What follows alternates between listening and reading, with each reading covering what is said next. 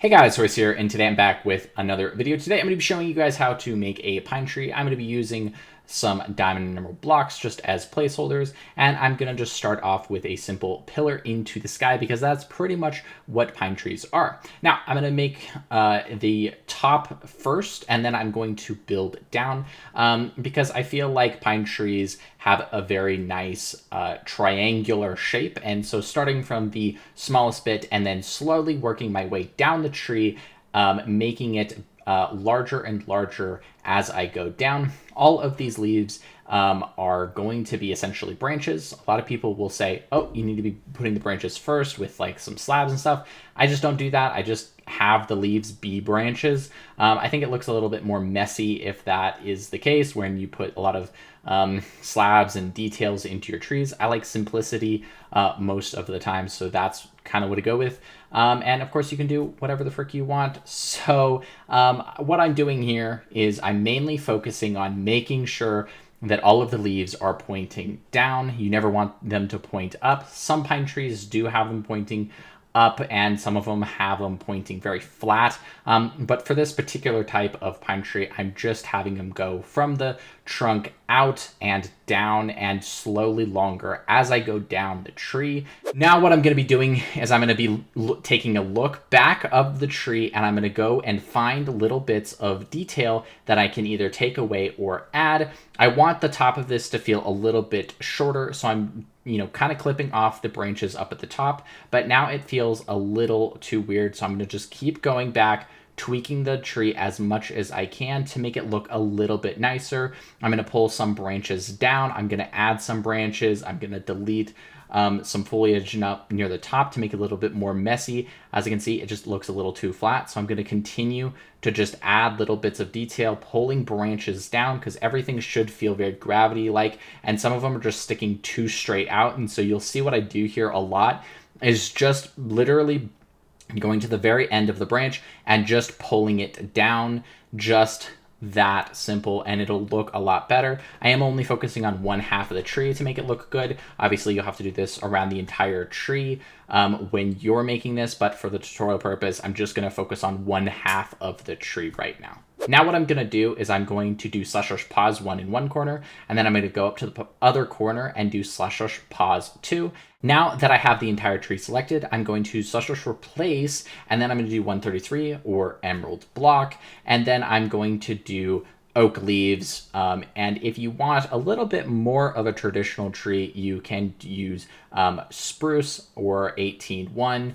And then I'm just going to edit the tree a little bit. And then I'm going to do / replace 57. And then I'm going to do 18-1, which is the numerical ID to spruce wood. Nope, no. That's just oak leaves. I need to do 17-1 to make it spruce wood. And as you can see the very tops of it. And some people really, really like that. Or you can use spruce wood instead of logs, and you can replace them so that all of the bark looks fully and completely intact. Now that you know how to make your trees, I'm going to show you some advanced techniques, and I'm going to start by selecting the entire tree, just like so.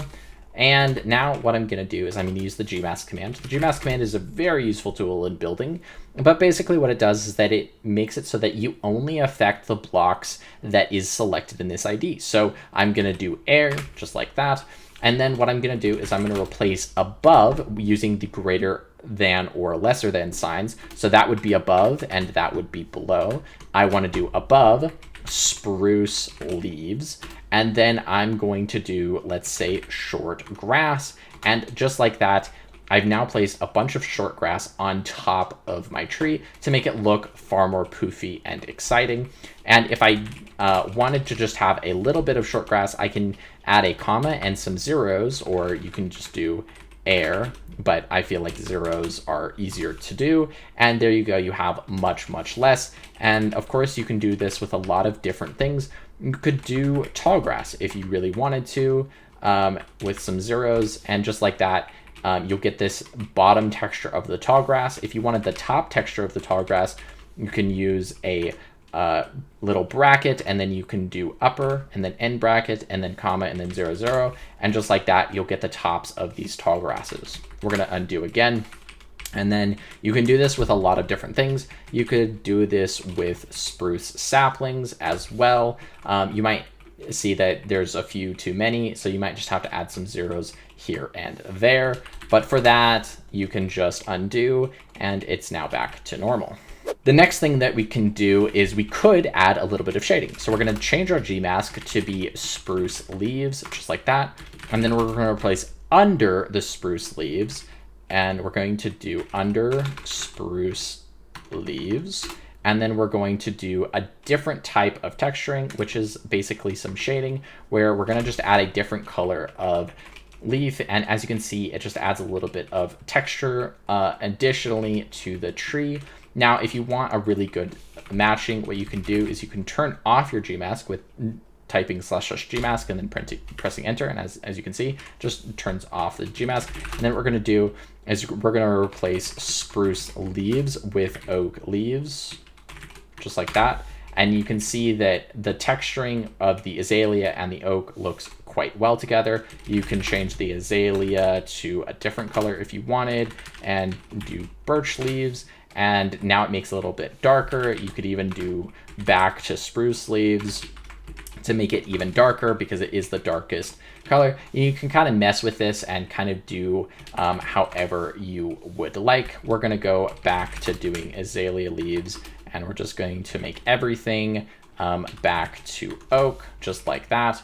And then another thing that you can do is you can turn back on your gmask to 0. You can replace above oak leaves, and you can do snow. And now you've made a beautiful snow tree. If you want it to be a full snow tree, you can take the oak leaves and you can just replace it with snow_block. And now it is a full tree, but I forgot to turn off my gmask. So I'm going to do /gmask to disable it.